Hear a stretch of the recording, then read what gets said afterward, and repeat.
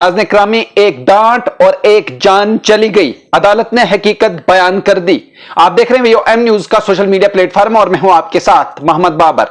यह कहानी सिर्फ एक अदालत के फैसले की नहीं, यह कहानी है एक ऐसे सच की जिसने पूरे मुल्क को सोचने पर मजबूर कर दिया। कहते हैं कि बच्चों को संवारने के लिए कभी नरमी कभी सख्ती की जरूरत होती है। एक उस्ताद जो हॉस्टल का इंचार्ज भी था, इसने एक बच्चे को डांटा। वजह क्या थी कि किसी दूसरे लड़के ने शिकायत की थी। उस्ताद ने बुलाकर उसे समझाया, चुपके से डांटा ताकि वो अपनी गलती न दोहराए। लेकिन इस रात कुछ ऐसा हुआ जिसने सब कुछ बदल कर रख दिया।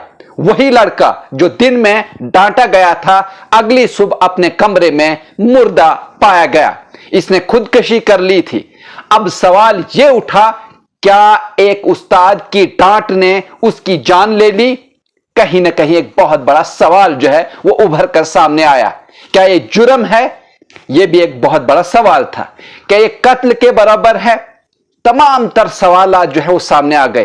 पूरा स्कूल, शहर और फिर अदालतें इस सवाल के जवाब में उलझ गई। पहले तो मुकामी अदालत ने कहा कि यह मामला संजीदा है, मुकदमा चलेगा।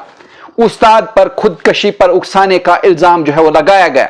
लेकिन उस्ताद ने कहा, मैंने उसे बतौर सरप्रस्त एक बुजुर्ग सिर्फ समझाया था।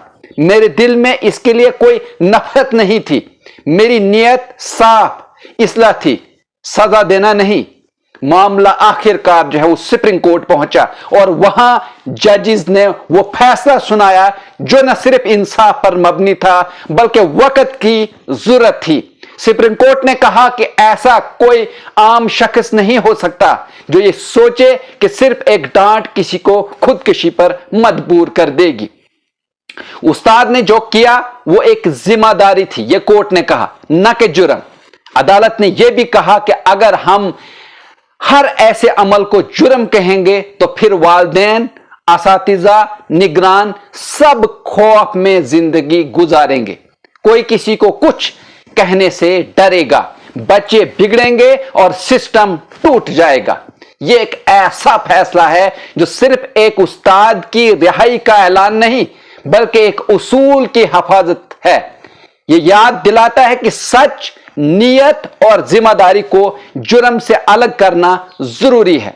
यह भी सच है कि हमारी नई नस्ल नाजुक दिल है।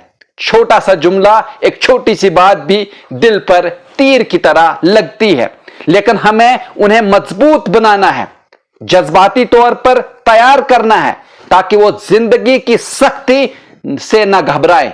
मगर इसका मतलब यह नहीं कि हम इस्लाह छोड़ दें ये सच बोलना बंद कर दे। इस फैसले के बाद वो उस्ताद आजाद हो गया, लेकिन सवाल अब भी बाकी है। क्या हमें अपने तालीमी इदारों में ऐसा माहौल बनाना है जहां इस्लाह की गुंजाइश न हो? कहीं ना कहीं एक बहुत बड़ा सवाल है।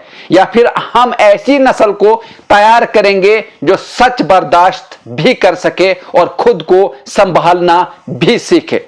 जहां नाजरीन इस चीज की बहुत ज्यादा जरूरत है। अगर आप इस तरह की और भी न्यूज देखना चाहते हैं तो आप VOMnews.in पर भी विजिट कर सकते हैं, जहां पर आप इंग्लिश और उर्दू में खबरें पढ़ सकते हैं। और अगर आप चाहें तो आप हमारे चैनल को फॉलो भी कर सकते हैं। मुझे दीजिए इजाजत, शुक्रिया।